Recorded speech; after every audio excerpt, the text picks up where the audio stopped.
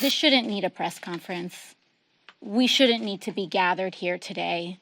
We shouldn't have to be asking for the bare minimum of protection and respect of our colleague, Representative Ilhan Omar. You know, people think this is just emails. They think it's just angry voicemails. Because the people inflicting this kind of violence and aggression do not have to live with the consequences of it. They don't have to ride around in a 20,000-pound armored truck and need 6 people to go with them just so that they can go to the grocery store. Because so many people are now trying to target a member due to the Republican caucus's acceptance of this targeting.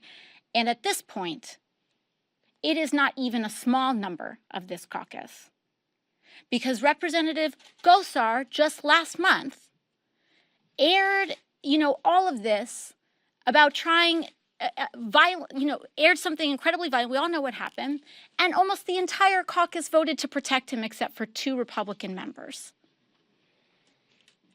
Are we surprised at this escalation now? So many women will have their hijabs ripped off on public transit because of the example that Leader McCarthy and the Republican caucus is setting right now.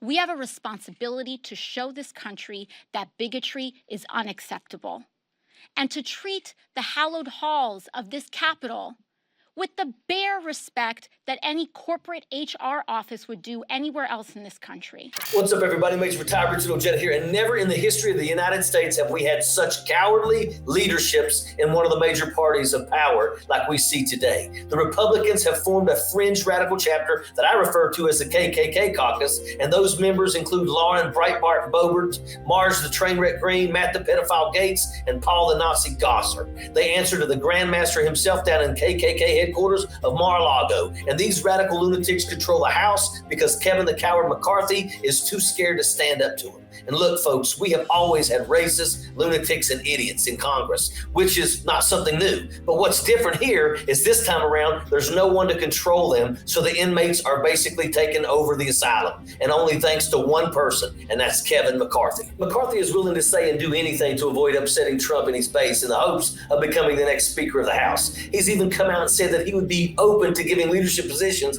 if he takes power to members of the KKK caucus. And let that sink in for a moment. Marge, Boebert, Gosser, and Gates leading committees. Matt Gaetz will lead the hearing trying to legalize pedophilia. Green, the woman who is dumb as a sack of hammers, will try to outlaw books in schools. These people are the dumbest of the dumb, and yet they're the ones that are running the show. Members like Alexandria Ocasio-Cortez and Ilhan Omar are facing death threats on a daily basis. AOC was threatened directly by Gosser. Imagine having to work under those conditions. And it is clear the KKK caucus is willing to stop at nothing from making the lives of these women of color a living hell. And unfortunately, they seem to get away with it over and over, thanks to spineless McCarthy. This is a message that I want to convey to you all today. We cannot rely on McCarthy to grow up and control these abominations of human beings. We need to make sure that McCarthy never comes close to the Speaker's office. We need to step up our efforts and reach out to the American people and show them exactly what a future with what Marge Green running the federal school system would look like. And I'm fed up. I'm disgusted to my core, and I'm done waiting for someone else to shut these people up. We're going to have to do it ourselves, and we're going to have to force them out of Washington altogether.